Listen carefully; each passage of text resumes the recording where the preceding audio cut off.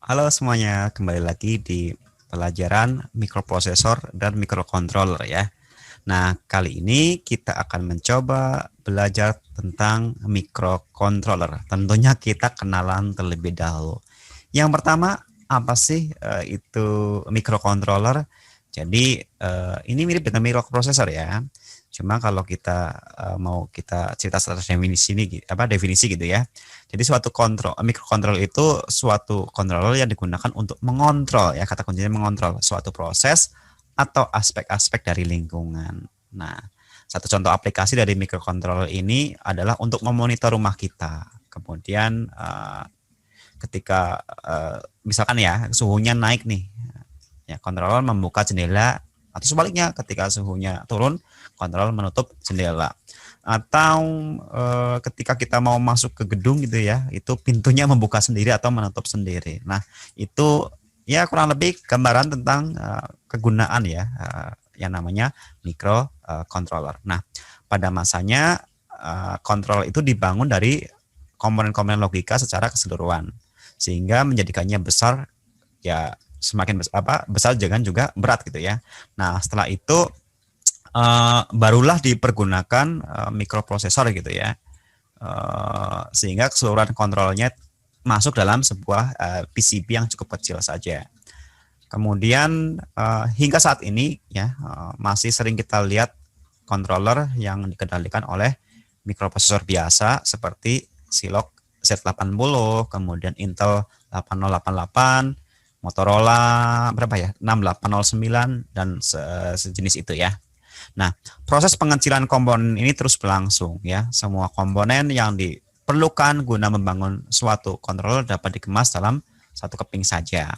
Maka lahirlah komputer keping tunggal atau one chip microcomputer, atau disebut juga sebagai yang akan kita pelajari yaitu yang namanya microcontroller. Nah, ya kalau kita mau mendefinisikan itu gini, microcontroller itu suatu IC ya dengan kepadatan yang sangat tinggi, oke, di mana semua bagian yang diperlukan untuk sebuah controller itu sudah dikemas dalam satu keping saja. Nah, dalamannya apa saja isinya nih? Biasanya microcontroller itu ada CPU-nya juga ya, yaitu Central Processing Unit. Ada juga Random Access Memory-nya atau RAM. Kemudian ada juga EEPROM ya, atau EPROM, atau PROM, atau ROM. Itu pasti ada ya. Kemudian tentunya ada input, output, entah serial maupun paralel. Kemudian ada timernya ya, kemudian ada interrupt controllernya. Kurang lebih ada berapa tadi? Ada 6 ya. Ada 6 bagian microcontroller. Nah, rata-rata microcontroller ini memiliki instruksi manipulasi bit ya. Kemudian akses ke input output secara langsung dan mudah. Dan proses interrupt yang cepat dan efisien. Dengan kata lain, microcontroller adalah solusi satu chip ya, yang secara drastis mengurangi jumlah komponen dan biaya desain, tentunya dengan seperti ini ya, harganya menjadi relatif rendah kayak gitu. Lalu kita beranjak ke aplikasi yang dapat dilakukan. Nah, selain sebagai sistem monitor gitu ya, rumah kita seperti di atas tadi ada apa? Misalkan jendela bisa buka tutup sendiri ya, tergantung suhunya seperti apa, atau ketika kita masuk ruangan itu pintunya keluar apa membuka atau menutup sendiri seperti itu ya. Nah, selain itu apa? Ya ada di peralatan rumah tangga seperti ada microwave oven, ada TV ya, kemudian stereo set dan yang lain sebagainya. Uh, Tentunya apa? Komputer dan perlengkapannya ya. Kemudian ada ya di mobil juga sama ya.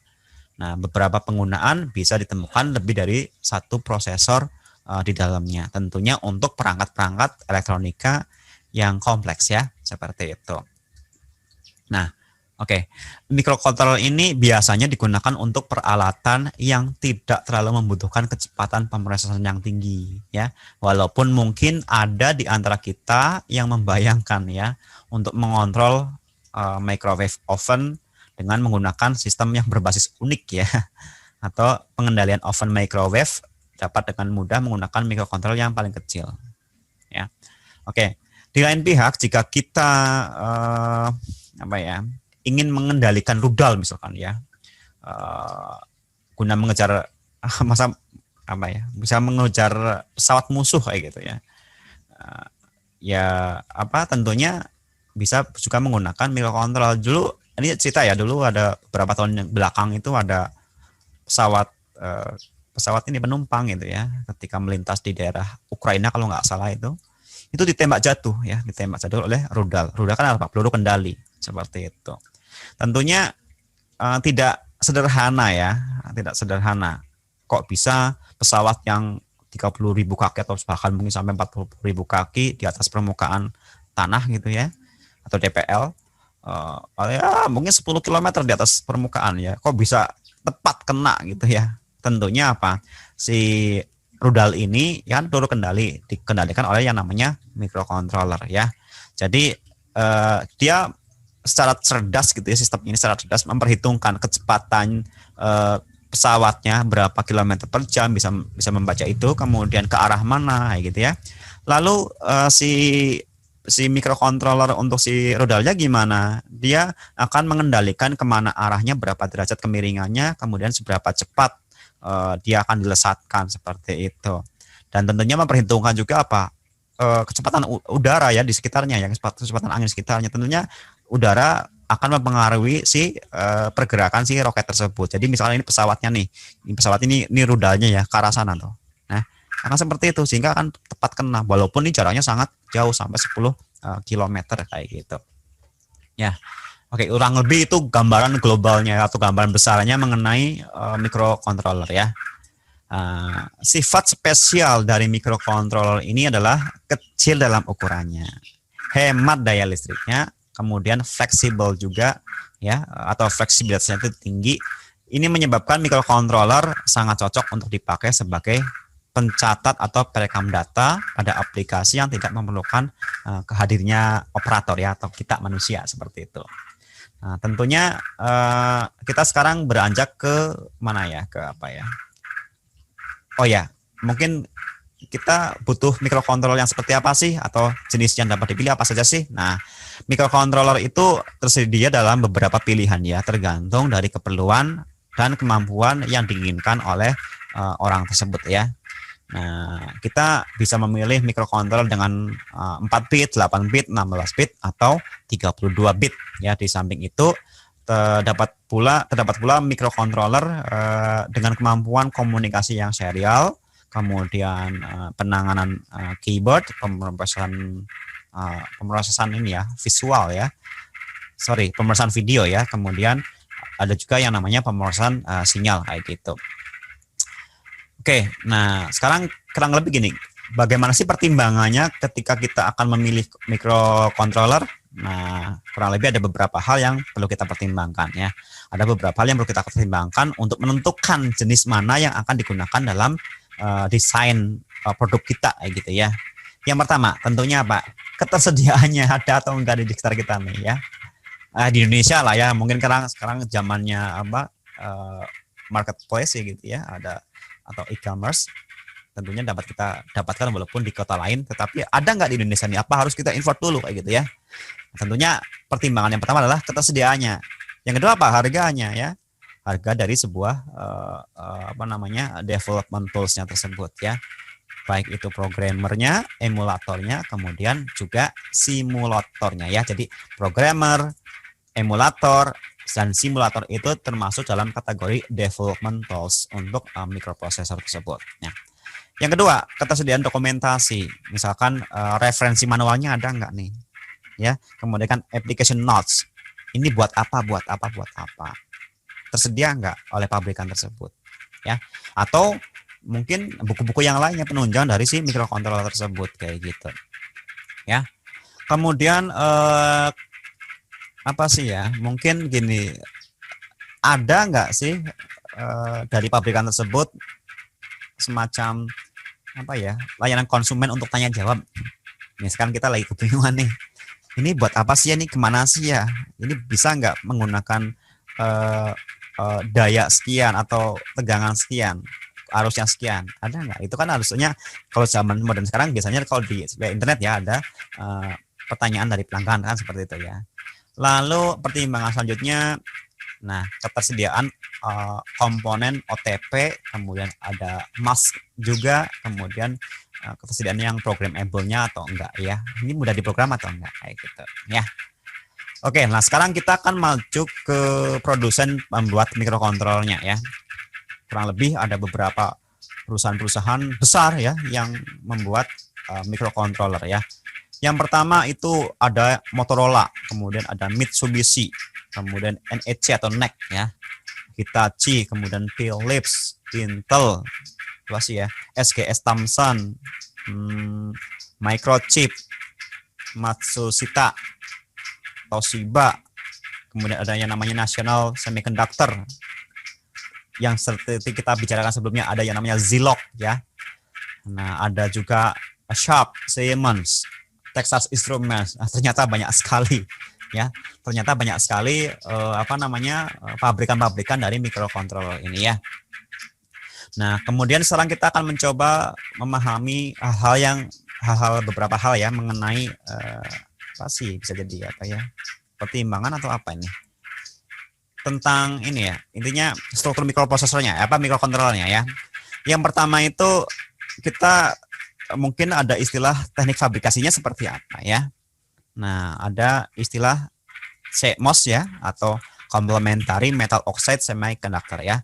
Nah, seperti itu. Nah, ini adalah teknik ya, teknik yang biasa dipakai untuk memproduksi hampir semua mikrokontroller terbaru ya. Nah, mikrokontroller CMOS ini memerlukan daya yang lebih rendah dibandingkan dengan mikrokontroller yang dibuat dengan teknik sebelumnya, sehingga memungkinkan untuk dioperasikan menggunakan baterai ya. Ya biasanya kan orang bilang baterai CMOS gitu ya. Oke. Nah, chip CMOS ini juga memungkinkan dioperasikan pada fully atau mendekati fully static, yang berarti bahwa clock dapat diperlambat bahkan diberhentikan sehingga chip berada dalam kondisi yang modenya mode sleep atau standby ya. Ini bagusnya mode teknik pembuatan fabrikasinya menggunakan CMOS ya. CMOS juga lebih tahan terhadap noise dibandingkan dengan cara fabrikasi sebelumnya. Kemudian kita bicara tentang sisi arsitekturnya ya. Ada dua hal ya tentang arsitektur microcontroller. Ini saya masih terngiang-ngiang microprocessor ya. Yang pertama itu von Neumann arsitektur, yang kedua itu Harvard arsitektur ya. Untuk von Neumann arsitektur ini, mikrokontroller yang didesain berdasarkan arsitektur ini memiliki sebuah database yang dipergunakan untuk fetch ya, instruksi dan data. Program atau instruksi dan data itu disimpan pada memori utama secara bersama-sama. Nah, ketika controller mengalamati suatu alamat di memori utama, hal pertama yang dilakukan adalah mengambil instruksi untuk dilaksanakan, kemudian mengambil data pendukung dari instruksi tersebut. Nah, cara ini tuh memperlambat operasi mikrokontroller ya, untuk dari von Neumann arsitektur. Yang kedua itu Harvard arsitektur ya. Arsitektur ini memiliki bus data dan instruksi yang terpisah sehingga memungkinkan eksekusi dilakukan secara bersamaan. Secara teoretik, hal ini memungkinkan eksekusi yang lebih cepat, akan tetapi di lain pihak memerlukan desain yang lebih kompleks. Lalu kita sekarang bicara tentang instruksinya ya. Ada dua macam, CISC dan RISC. CISC sama RISC seperti itu. Nah, saat ini hampir semua mikrokontroller adalah mikrokontroller CISC ya, atau singkatan dari bahasa Inggris yaitu Complete Instruction Set Computer ya. Biasanya memiliki lebih dari 80 instruksi. Nah, keunggulan dari CISC ini adalah adanya instruksi yang bekerja seperti sebuah makro ya, sehingga memungkinkan programmer untuk menggunakan sebuah instruksi menggantikan beberapa instruksi sederhana lainnya. Yang kedua itu RISC ya, RISC. Ya. Nah, saat ini kecenderungan industri untuk menggunakan desain mikroprosesor, itu mikrokomputer tadi ya, RISC atau Reduced Instruction Set Computer ya. Jadi saat ini tuh si pabrikan ya atau industri ya cenderung menggunakan desain RISC itu tadi ya, atau Reduced Instruction Set Computer. Dengan menggunakan jumlah instruksi yang lebih sedikit, memungkinkan area wilayah atau lahan pada chip atau silicon real estate-nya ya bahasa istilah di situnya ya, digunakan untuk meningkatkan kemampuan chip. Keuntungan dari RISC adalah sederhananya desain. Lalu chipnya yang lebih kecil, jumlah pinnya lebih sedikit, dan sangat sedikit konsumsi dayanya. Oke.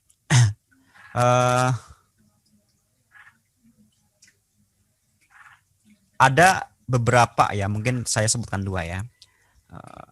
Fitur yang biasa fitur yang biasa dimiliki oleh RISC prosesor atau RISC microcontroller ya. Pertama, kalau untuk hardware arsitektur ini memungkinkan akses yang program dan data secara bersamaan ya. Instruction pipelining-nya meningkatkan kecepatan eksekusinya. Kemudian yang kedua, orthogonal instruction set untuk kemudahan dalam programming, memungkinkan setiap instruksi untuk dioperasikan pada register atau digunakan pada beberapa mode pengalamatan. Ya, instruksi ini tidak memiliki kombinasi tertentu dan juga tanpa pengecualian. Ya. Sekarang kita bahas mengenai pilihan memorinya. Ya, tadi kan ada EEPROM, ya, EPROM, RAM, ya, OTP, ya. Kita akan coba bahas satu persatu ya. Ini waktunya masih ada ya. Oke. Baik, kita bahas EEPROM dulu ya, atau Electrically Erasable Programmable Read-Only Memory. Jadi penjelasannya adalah beberapa microcontroller memiliki EEPROM, atau saya enaknya biasanya bilang itu EEPROM gitu ya, yang terintegrasi pada chipnya ya. EEPROM ini digunakan untuk menyimpan sejumlah kecil parameter yang dapat berubah dari waktu ke waktu. Jenis memori ini bekerja relatif pelan dan kemampuan untuk dihapus atau tulisnya juga terbatas. Yang kedua, EEPROM ya, atau flash ya. Flash ini istilahnya itu flash ya, EEPROM itu istilahnya adalah flash. Ini memberikan pemecahan yang lebih baik dari EEPROM ya, ketika dibutuhkan sejumlah besar memori non-volatile ya untuk program. Flash ini bekerja lebih cepat dan dapat dihapus atau ditulis lebih sering daripada si EEPROM ya. Kemudian sebelum kita ke OTP itu kita ada istilah itu battery package up static RAM ya. Battery atau baterai ya. Battery backup static RAM. Nah, memori ini sangat berguna ketika dibutuhkan memori yang besar ya untuk menyimpan data tentunya ya dan program. Nah, keunggulan utama dari RAM, RAM statis maksudnya ya, yang ini ya, itu sangat cepat dibandingkan dengan yang non volatile ya. Dan juga volatile itu artinya statik tadi ya. Dan juga tidak terdapat keterbatasan kemampuan hapus tulisnya ya, sehingga sangat cocok untuk aplikasi yang menyimpan dan memanipulasi data secara lokal. Lalu yang tentang pilihan memorinya ada field programming atau reprogramming dengan menggunakan memori non volatile ya untuk menyimpan program ya. Ini akan memungkinkan microcontroller tersebut untuk diprogram di tempat tanpa dilepaskan dari sistem yang dari sistemnya ya, dari untuk pemrogramnya ya, seperti itu. Dengan kata lain, microcontroller dapat diprogram setelah dirakit di PCB-nya. Kan biasanya tuh ada yang kita pasang ya, nanti kita downloadkan programnya. Kalau sudah di-downloadkan programnya ke sini, yang awalnya microcontrollernya kosong jadi sudah ada isinya tuh, ada programnya, kita ambil, pindahkan ke misalkan ke robot, ke mesin dan sebagainya ya. Nah, ini yang tipe ini tuh enggak ya. Jadi si microcontrollernya itu sudah ditancapkan di PCB-nya ya, baru diprogram di situ dan langsung dipakai di situ juga. Lalu OTP ya. OTP ini sering kita dengar istilah ini di HP ya. Tapi OTP di sini maksudnya adalah one time programmable. Ya. Jadi microcontroller OTP itu microcontroller yang hanya dapat diprogram satu kali saja dan tidak dapat dihapus atau dimodifikasi ya. Nah, biasanya digunakan untuk produksi dengan jumlah yang terbatas. OTP ini menggunakan menggunakan bagian kedua ya, EEPROM ya, EEPROM ya. Standar tetapi tidak memiliki jendela untuk menghapus programnya. kita mungkin sekarang bahas ke input sama output ya. Nah, ada input dan output dari dari microcontroller. Yang pertama itu UART, ini singkatan ya. Jadi Universal Asynchronous Receiver Transmitter. Ya, tak ulangi ya. UART itu Universal Asynchronous Receiver Transmitter. Ini adapter serial ya. Port adapter untuk komunikasi serial asinkron. Kemudian ada USART ya. Universal Synchronous or Asynchronous Receiver Transmitter. Ini merupakan adapter serial port untuk komunikasi serial sinkron dan asinkron. Nah, komunikasi serial sinkron ini tidak memerlukan start atau stop. Maksudnya tidak memerlukan start atau stop bit gitu ya. Dan dapat beroperasi pada klik yang lebih tinggi dibandingkan yang asinkron. Kemudian ada istilah SPI ya, atau Serial Peripheral Interface. Merupakan port komunikasi serial yang sinkron. Ada istilah SCI ya, Serial Communication Interface. SCI. SCI atau apa ini? Saya bahasa Inggrisnya kurang ini ya. Oke, lupakan. SCI lah ya, kita bahasa Indonesia SCI ya. Ini Serial Communication Interface, merupakan enhance dari UART tadi ya, atau Unsynchronous Serial Port. Kemudian IIC bus ya, Integrated Circuit Bus. Ini merupakan antarmuka ya, antarmuka yang serial, ada 2 kawat gitu ya. Yang ini dikembangkan oleh Philips ya, pabrikan Philips. Dikembangkan untuk aplikasi 8 bit dan banyak digunakan pada consumer electronics, automotive, kemudian di industri juga banyak ya, di industri. IIC bus ini berfungsi sebagai antarmuka jaringan multi-master, multi-slave juga, dengan deteksi tabrakan data gitu ya. Nah, jaringan dapat dipasangkan hingga 128 titik dalam jarak 10 meter. Setiap titik dalam jaringan dapat mengirim dan menerima data. Setiap titik dalam jaringan harus memiliki alamat yang unik juga. Lalu analog to digital conversion ya, ADC. Kan kalau dalam elektronika itu ada istilah ADC, DAC ya. Nah, ADC itu analog to digital. Kalau DAC itu digital to analog ya. Converter atau conversion ya. Nah, sekarang kita bahas analog to digital converter atau conversion ya, atau ADC. Fungsi dari ADC ini adalah untuk merubah besaran analog, yaitu biasanya tegangan, menjadi bilangan digital ya. Nah, microcontroller dengan fasilitas ini dapat digunakan untuk aplikasi-aplikasi yang memerlukan informasi analog seperti voltmeter ya, kemudian ada pengukuran suhu ya, kurang lebih seperti untuk bidang kelistrikan ya, seperti itu. Nah, ada beberapa tipe seri ADC ini ya, yaitu ada successive approximation analog to digital converters, ada single slope analog to digital converters, ada delta sigma analog to digital converters, kemudian ada yang namanya flash ya, flash analog to digital converters. Oke, ya tentunya kalau DAC atau digital to analog converter itu kebalikan dari ADC tersebut. Ya. Kemudian yang terakhir itu komparator ya, ya microcontroller tentu memiliki sebuah atau lebih komparator. Nah, komparator ini bekerja seperti IC komparator biasa, akan tetapi sinyal output inputnya terpasang pada bus microcontroller ya. Oke, saya rasa itu dulu yang bisa saya sampaikan untuk pada kesempatan kali ini ya. Ini waktu juga udah mulai mau habis. Oke, semoga bermanfaat. Sampai jumpa lagi pada pembahasan microcontroller selanjutnya ya. Nanti kita mungkin akan belajar tentang yang namanya interupsi dan kawan-kawannya. Oke, sampai jumpa di lain kesempatan.